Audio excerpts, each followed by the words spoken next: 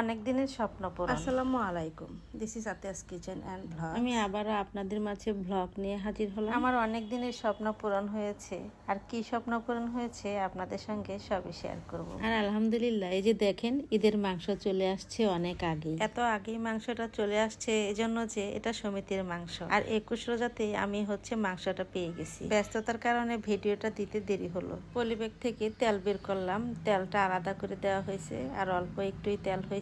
এখানে আবার মাংসের মধ্যে একটা চোখও পেলাম, এটা নিয়ে মা ছেলে হাসাহাসি করছিলাম। আর কলিজা ফেফড়া আছে কিছু, এখন এগুলা সব আমি আলাদা আলাদা করে ভাগ করে নিব। আর যে মাংসগুলো একটু বেশি বড় সেগুলো আমি টুকরো করে নিচ্ছি। মাংস পেয়ে তো আমি ভীষণ খুশি। আর অনেকেই হয়তো ভাববেন এত মাংস হয়তো একসঙ্গে দেখে নাই, আবার অনেকে তো বলেও আমার মাংসের ভিডিও দেখলে বলে আমি নাকি জীবনের প্রথম গরুর মাংস খাচ্ছি। আর আমি যদি জীবনের প্রথম গরুর মাংস খেয়ে থাকি, আপনি তাহলে বড়লোকস ভাই, তাহলে বড়লোকস হয়ে গরিবের পেজে কেন আসেন? আমি তো মাত্র ছোট্ট একটা ইউজার, আর অনেক বড় বড় ইউজাররা কিন্তু আমার চেয়ে আরো বেশি রেসিপির ভিডিও দেয়। আমি প্রতিদিন যা রান্না বান্না করি তাই আপনাদের সঙ্গে শেয়ার করি, আর আমার অডিয়েন্স সবাই গরুর মাংসের ভিডিও বেশি পছন্দ করে, এজন্য আমি গরুর মাংসের ভিডিওটা একটু বেশি দেওয়ার চেষ্টা করি। আপনি বড়লোকস, আপনি বেশি বেশি খান। যে বেশি খায় সে কখনো অন্যকে বলতে আসে না আমি বেশি বেশি খাই। তো আমি হাড় মাংসগুলো আলাদা আলাদা করে সমান ভাগে ভাগ করে নিয়েছি, মানে কোনোটাতে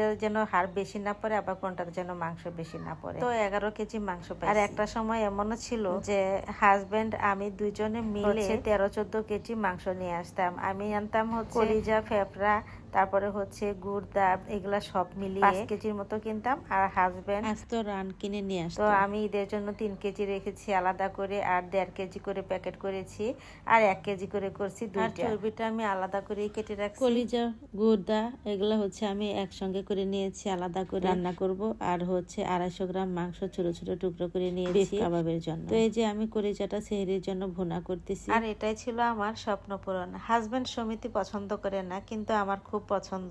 অনেক মানুষ মিলে একসঙ্গে একটা সমিতির মতো করা হয়, এখানে টাকা জমা রাখা হয়। সারা বছর টাকা জমানোর পর ঈদের আগে আগে সবাই একসঙ্গে হয়ে গরু কিনে জবাই করে সবার মাঝে মাংস ভাগ করা মজাই আলাদা, এটা অন্যরকম একটা আনন্দ। আর আমাদের এই সমিতিটা অনেক বড়, 7টা গরু কেনা হয়েছিল। তো আমি ইফতারের জন্য বেঁচে যাওয়া চিকেন বিরিয়ানি আর চিনি গুঁড়া চালের ঝরঝরে খিচুড়ি একসঙ্গে করে গরম করে নিচ্ছি।